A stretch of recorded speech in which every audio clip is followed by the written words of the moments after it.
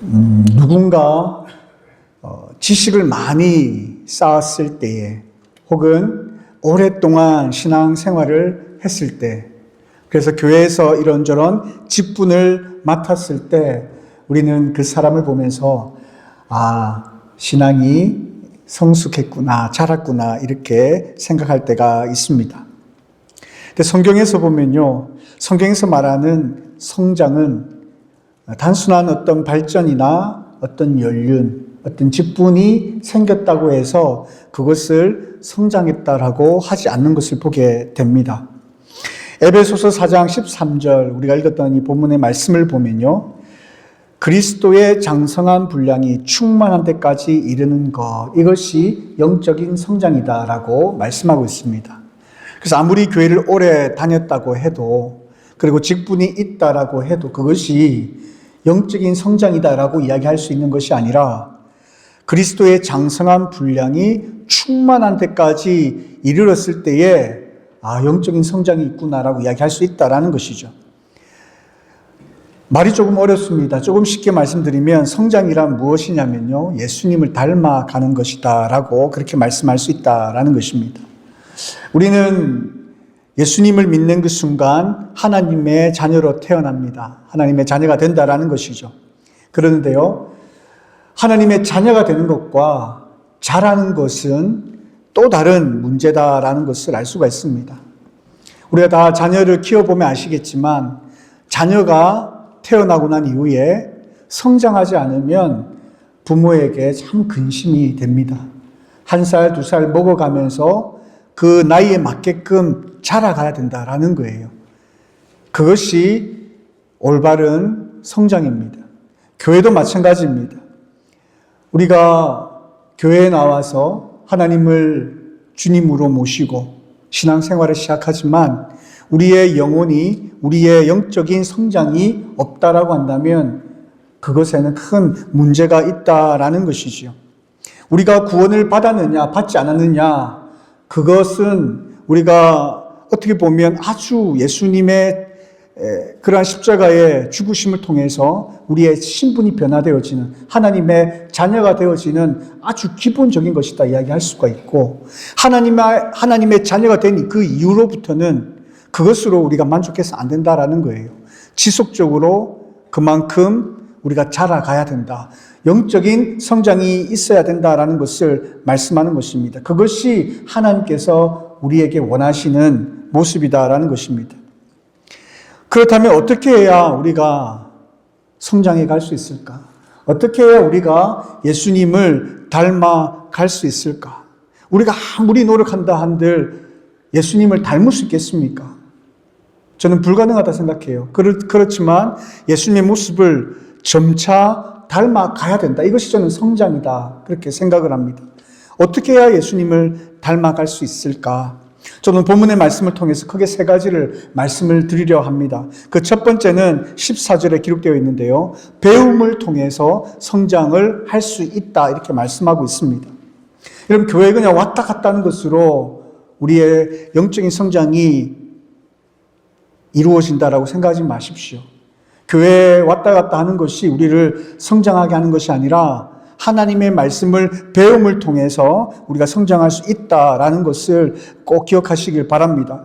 14절에 보면 이는 우리가 이제부터 어린아이가 되지 아니하여 사람의 속임수와 간사한 유혹에 빠져 온갖 교훈의 풍조에 밀려 요동하지 않게 하려 함이다 이렇게 말씀하고 있습니다.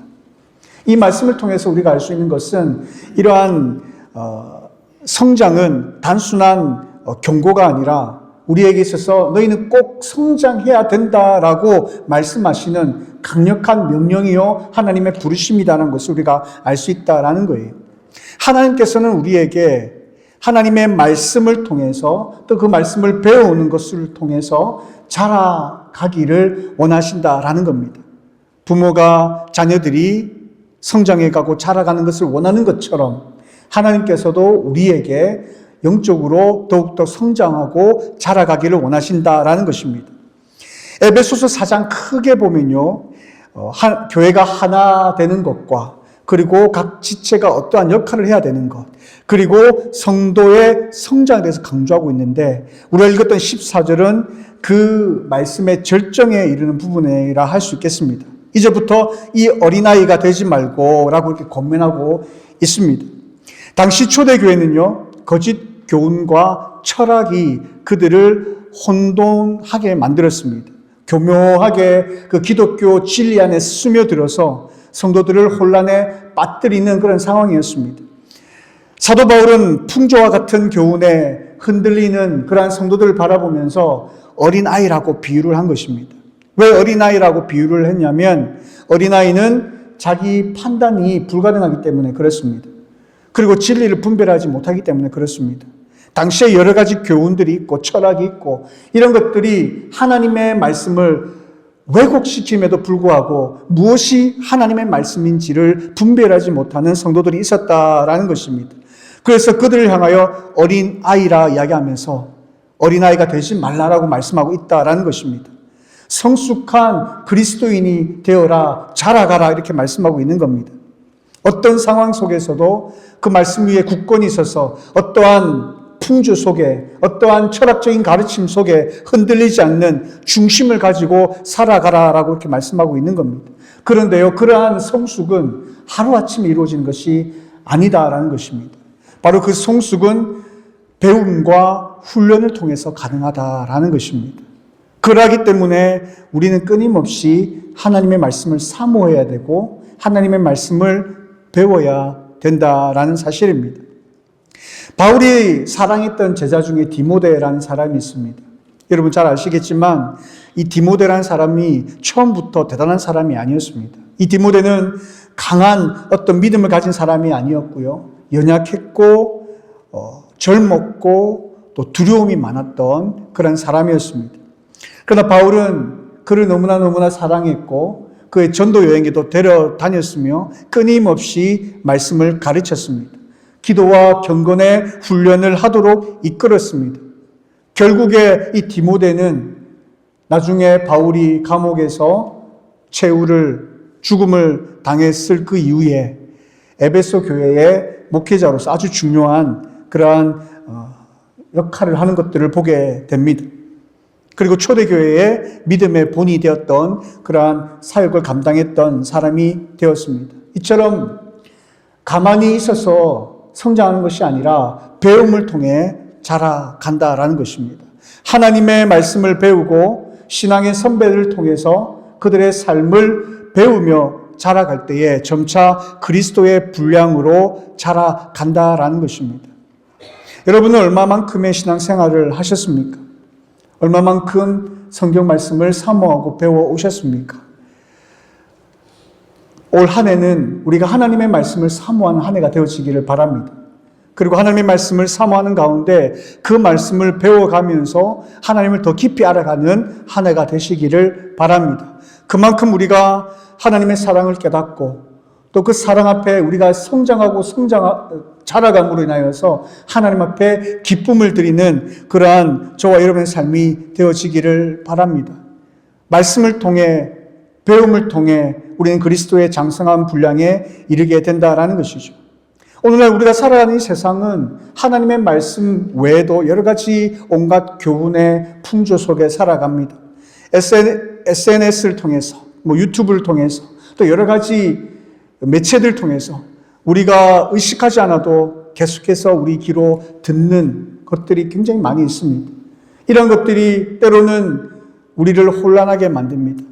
하나님의 말씀보다도 이 세상의 가치가 더 좋아 보이게끔 우리를 속고 우리는 속아 넘어가기도 한다라는 사실입니다. 그러하기에 우리는 하나님의 말씀을 가지고 대처할 수 있어야 합니다. 저는 최근에 이런저런 TV를 본 적이 있습니다. 드라마를 봤습니다. 그런데 굉장히 어떻게 표현해야 할까요? 불쾌한 마음이 드는 드라마가 있었습니다. 아주 교묘하게 그 안에 반기독교적인 사상이 들어가 있고요. 굳이 없어도 되는 대사가 있고 굳이 없어도 되는 장면이 있는데 그 장면이 결국에는 기독교를 대적하는 우리도 모르는 사이에 그렇게 물들게 만드는 어떤 그런 부분들이 요소에 있더라고요. 아내하고 이야기를 해보았습니다. 여러분, 당신은 그거 보면서 뭘 느꼈냐? 그걸 보았느냐? 처음에는 모르더라고요. 아니, 그거를 못 봤어? 그 제가 이런저런 설명을 해 주었어요. 그러니까 그러네라고 이야기를 하더라고요. 우리가 인식하지 못하는 상황 속에서 세상의 어떤 매체들을 통해서 우리가 무제한적으로 받아들이는 그 정보 속에 반기독교적인 요소들이 있는데요. 우리가 하나님의 말씀 앞에 굳건히 세워 있거나 아니면 말씀을 잘 배우지 아니하는 상황 속에서 우리가 그것들을 받아들일 때에 나도 모르게 물들게 되어 있다라는 겁니다. 하나님의 어떤 가르침, 하나님께서 우리에게 말씀하시는 그 기독교적인 어떤 그러한 교훈이라고 할까요? 교리라고 할까요? 그것과 반대되는 것들이 나도 모르게 묻어져서, 물들어서 나도 모르게 반기독교적인 생각을 하게 되기도 하고요. 전혀 하나님과 상관없는 그러한 삶을 살아가게 될 수 있다라는 사실입니다. 그러기에 우리는 우리 스스로를 지키기 위해서라도 하나님의 말씀을 배워야 하고 그 배움을 통해서 무엇이 잘못되었는지, 무엇이 반기독교적인지, 무엇이 기독교적인지, 무엇이 하나님께서 기뻐하시는 건지 분별할 수 있어야 된다는 겁니다. 그렇지 못한다라고 한다면 아직까지 우리는 어리석은 어린아이와 같은 신앙의 수준에 머물러 있게 된다는 사실입니다. 그렇기 때문에 오늘 한 해는 여러분 하나님의 말씀을 좀 사모하시고 또 하나님의 말씀을 배우는 일에 열심을 내어 주시기를 간절히 소망합니다. 그래서 이 세상을 살아가면서 하나님께서 기뻐하시는 것이 무엇인지를 우리 스스로가 분별해낼 수 있는 그러한 장성한 분량에 이르기까지 또 하나님의 말씀 앞에 그 말씀대로 순종함으로 하나님을 기쁘시게 하는 저 여러분의 삶이 되시기를 주님의 이름으로 축복합니다. 두 번째는 순종을 통해 성장할 수 있다는 사실입니다. 부모가 자녀들에게 가르칩니다. 이렇게 해야 돼, 저렇게 해야 돼, 정직하게 살아야 돼, 여러 가지 교훈들을 가르치죠. 그런데 부모 자신이 그런 삶을 살지 않는다고 한다면 아무리 좋은 가르침을 가르친다 하더라도 자녀들은 그 가르침을 받아들이지 않을 것입니다. 반대로 말이 없이, 가르침 없이 그냥 삶을 통해서 가르친다 한다고 하면 오히려 비록 말씀으로 가르치지 않는다 할지라도 부모님이 사는 그 모습을 통해서 오히려 더 좋은 그런 영향을 받게 된다라는 것입니다. 신앙도 마찬가지입니다. 우리가 배워서 지식을 많이 가진다고 해서 그것이 우리를 무조건적으로 성장에 이르게 한다라고 볼 수가 없다라는 사실입니다. 우리가 배운 그것을 우리의 삶 가운데 순종하며 실천할 때에 비로소 우리는 진짜로 성장하고 자라게 된다라는 사실입니다. 오늘 본문 15절에 보면 오직 사랑 안에서 참된 것을 하여 범사에 그에게 자랄지라 이렇게 말씀하고 있습니다. 여기서 참된 것이 무엇이겠습니까? 참된 것이라는 것은 단순히 진리를 말하는 것이 아닙니다. 진리를 살아내는 것을 말씀하고 있습니다. 즉 순종을 뜻하는 것입니다. 15절의 신앙 성장의 궁극적인 방향이 예수 그리스도임을 분명히 밝히고 있고 단순히 어른이 되는 것이 아니라 예수 그리스도를 닮아가는 것이 진짜 성장이라고 말씀하고 있습니다. 예수님을 진짜 닮아가는 그 성장이 무엇이냐면 하나님의 말씀, 그 사랑 안에서 참된 것을 행할 때 가능하다라고 말씀하고 있다라는 사실입니다. 참된 것이다라는 것을 원어로 보면요, 그 뜻 또한 진리를 행하다라는 의미를 담고 있습니다. 단순히 어떤 지식이나 어떤 감정에 치우치는 것이 아니라 실질적인 삶을 살아내는 것, 하나님께서 나에게 말씀하여 주셨고 그 말씀을 또 배웠고 그래서 나에게 어떠한 지식으로 정보로 자리 잡았다고 한다면 그것 그대로 내 삶 속에 실천하며 살아내는 것, 바로 그 순종하는 삶을 통해서 우리가 성장하고 자라갈 수 있다는 사실입니다.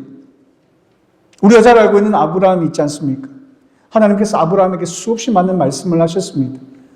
아브라함은 그 말씀대로 순종할 때에 하나님께서는 그를 하나님의 계획 가운데 불러주셨고 하나님의 자녀 삼아주셨고 아브라함을 통하여서 믿음의 조상이 되게 하셨고 이스라엘이라는 나라를 허락하셨다라는 것입니다. 그가 그러한 삶을 살아갈 수 있었던 것은 하나님의 말씀 앞에 순종했기 때문입니다. 그가 그러지 않았다라고 한다면 아마도 하나님께서는 아브라함이 아닌 다른 사람을 선택하셨을 거예요. 하나님께서 아브라함을 부르시고 그에게 말씀하셨을 때에 본토 친척 아비 집을 떠나라 하니 떠났습니다. 너에게 아들 이삭을 다오라 했을 때에 하나님 앞에 드렸다라는 거예요. 그 과정 속에서 하나님을 알아가고 깨달아가고 배워가고 하나님을 사랑하는 법을, 하나님께서 기뻐하시는 하나님의 백성들의 삶이 무엇인지를 알아가면서 성장해 갔다라는 사실입니다. 순종은 단순한 복종이 아니라 하나님의 뜻을 신뢰하고 내 삶을 맡겨드리는 믿음의 행동입니다. 아브라함이 그런 삶을 살았어요. 그가 하나님을 신뢰하지 못했다라고 한다면 어떻게 친척 집을 버리고 보이지 아니하는 그 누구도 자기를 보호해줄 수 없는 미지의 땅으로 갈 수 있었겠습니까? 하나님을 신뢰하지 않았다고 한다면 어떻게 그가 100세에 얻은 아들을 하나님 앞에 드릴 수 있었겠느냐라는 것입니다. 그가 그러한 순종을 할 수 있었던 것은 기본적으로 하나님을 신뢰했기 때문입니다. 그리고 하나님을 신뢰했기 때문에 그 말씀 앞에 믿음의 행동으로 보여드렸다라는 것입니다. 그 과정 속에서 성장하고 자라가는 겁니다. 그 과정 속에서 하나님을 더 깊이 경험합니다. 그리고 하나님의 그 뜻 안에서 자라갈 수 있는 겁니다. 여러분 그런 경험도 해보셨지 않습니까? 하나님의 말씀을 순종하기가 정말 어려운 그 순간, 그러나 믿음으로 하나님께서 이것을 기뻐하시기 때문에 나는 하나님의 기쁘신 뜻을 위하여 이렇게 살리라라고 결단하고 그 말씀대로 순종했을 때에 그 순종을 통해 우리에게 좋은 어떤 결과만 주어진 것은 아니겠지만 그 고통 가운데, 과정 가운데 하나님을 만나고 경험하고 나를 세워주셨던 그때 그 상황들을, 그 경험들을 기억해 보시라는 것입니다. 우리가 하나님께서 기뻐하시는 예수 그리스도의 분량만큼 성장하기 위해서는 하나님의 말씀을 순종하는 것이 굉장히 중요하다라는 것입니다. 그러하기에 오늘 하나님 주시는 작은 감동에 여러분 응답하십시오.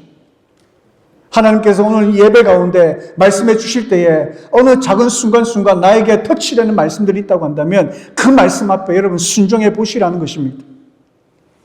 하나님의 말씀을 읽을 때나 묵상할 때나 들을 때에 하나님께서 내 마음속에 어떤 결단을 하게 하시는, 아니면 어떤 말씀을 생각나게 하시는, 어떠한 길로 나를 인도해 주시는 어떤 그 순간순간이 있을 때마다 하나님께서 나에게 말씀해 주시는 하나님의 음성이라고 믿고 그 말씀대로 순종해 보시라는 것입니다. 내가 이 말씀을 순종했을 때 하나님께서 나의 삶을 어떻게 인도해 가셨는가?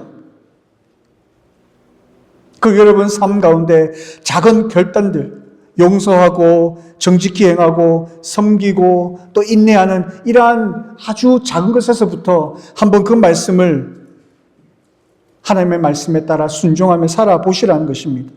그 순종은 우리에게 고통스럽게 하고 불편하게 만들 수는 있을 것입니다. 그러나 우리가 그 순종할 때에 그 순종으로 말미암아 더욱더 그리스도께로 가까이 이끌어짐을 받게 되고 그 가운데서 우리가 자라게 된다라는 사실입니다.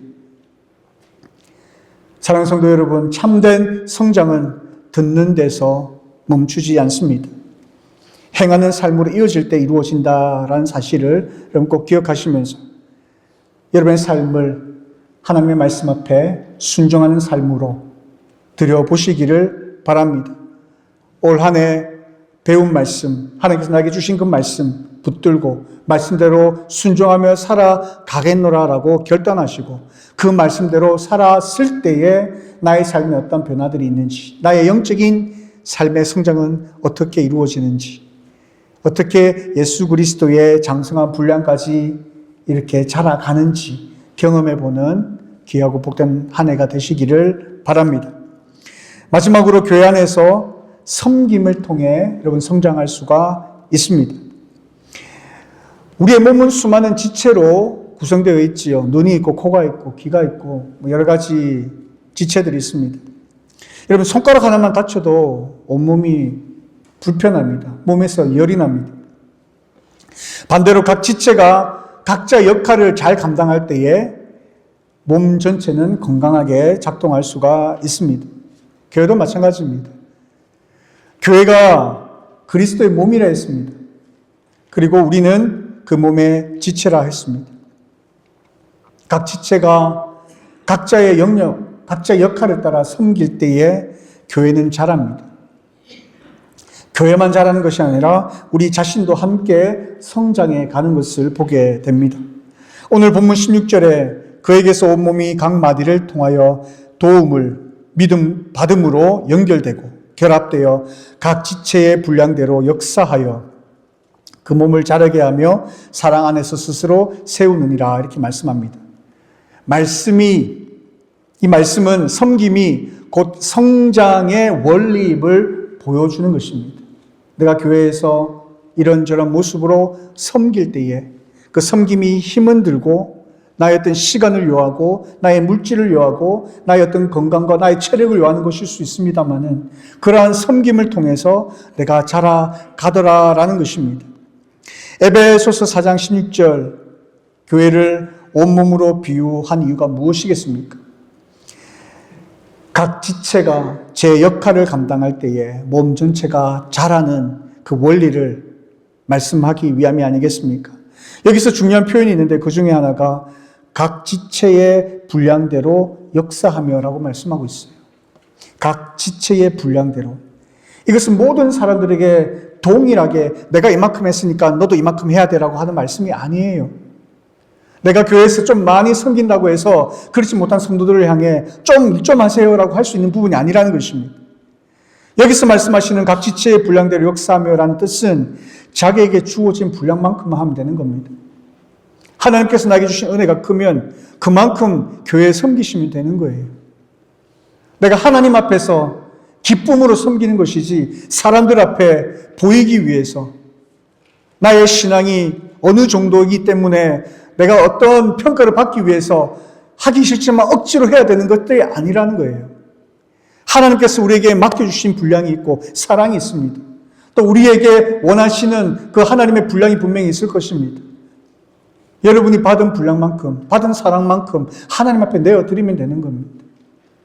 그리고 그런 섬김을 통해서 여러분이 더 자라가게 된다는 거예요. 우리가 잘 알고 있는 스데반과 빌립이라는 사람이 있습니다. 사도행전 6장에 보면 교회에 구제 문제로 분쟁이 일어났거든요. 그래서 사도들은 7 집사님을 세웁니다. 그들 중에 스데반과 빌립이 있었습니다. 그런데 그들은요, 단순히 구제만 한 것이 아니었습니다. 충성된 섬김을 통해서 복음 또한 함께 전하며 교회를 세웠습니다.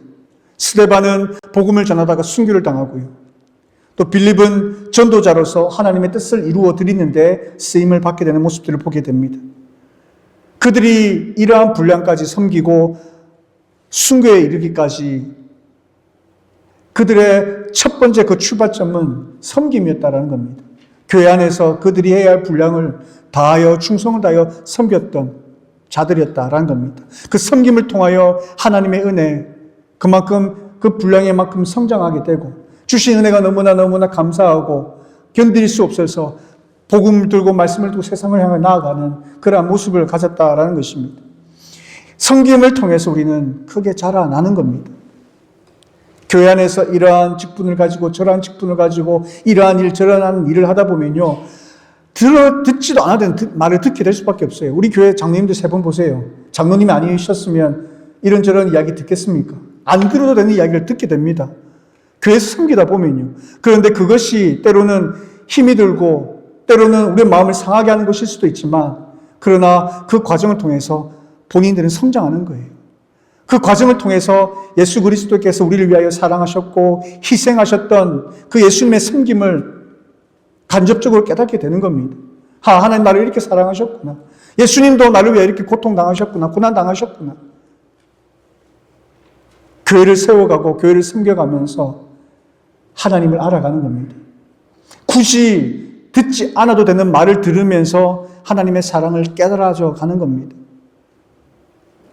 내 힘을, 내 물질을, 내 시간을, 내 체력을 써가면서 이런저런 소리를 안 들어도 되는 소리를 들으면서 그렇게 성장해 간다는 것입니다.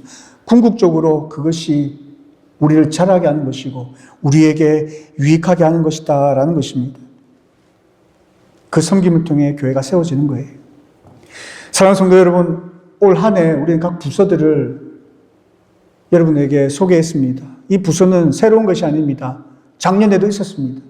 다만 함께 하실 분이 없었기 때문이었습니다.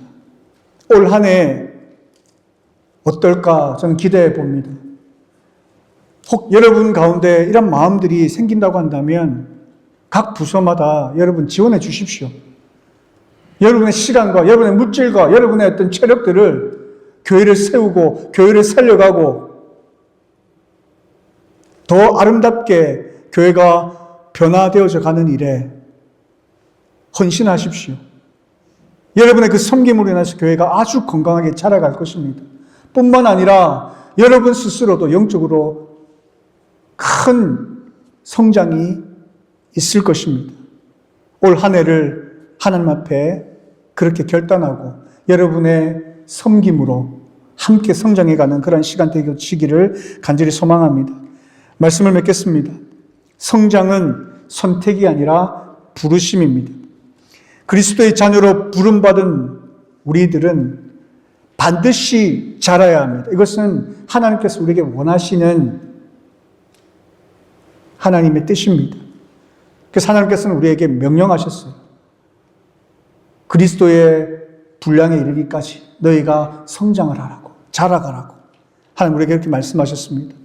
어떻게 해야 우리가 예수님을 닮아갈 수 있습니까? 어떻게 우리가 이렇게 성장할 수 있습니까? 첫 번째는 여러분의 생각으로 자라가는 것이 아니라 하나님의 말씀으로, 그 말씀을 배움으로 자라가는 거예요. 두 번째는 그 말씀을 그대로 우리의 삶 가운데 순종함으로 자라가는 거예요.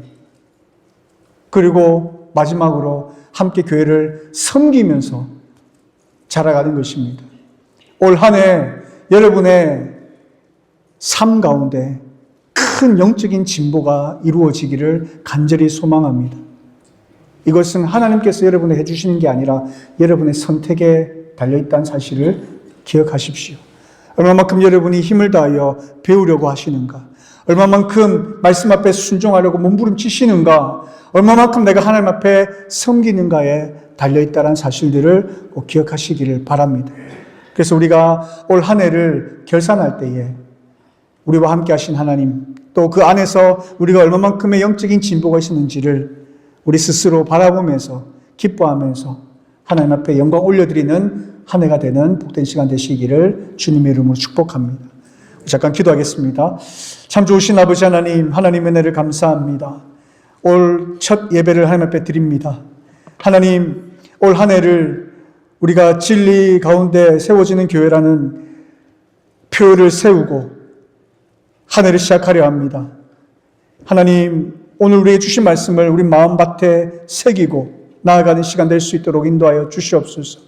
하나님의 말씀을 사모함으로 더 열심을 다하여 배우는 한 해가 되게 하여 주시고, 또 하나님께서 깨닫게 하여 주신 것만큼 우리의 삶 속에 순종함으로, 또 교회를 아름답게 세워가기 위하여 섬김으로 교회를 세워가는, 또 그 안에서 성장해가는 한 해가 되어지기를 간절히 소망합니다.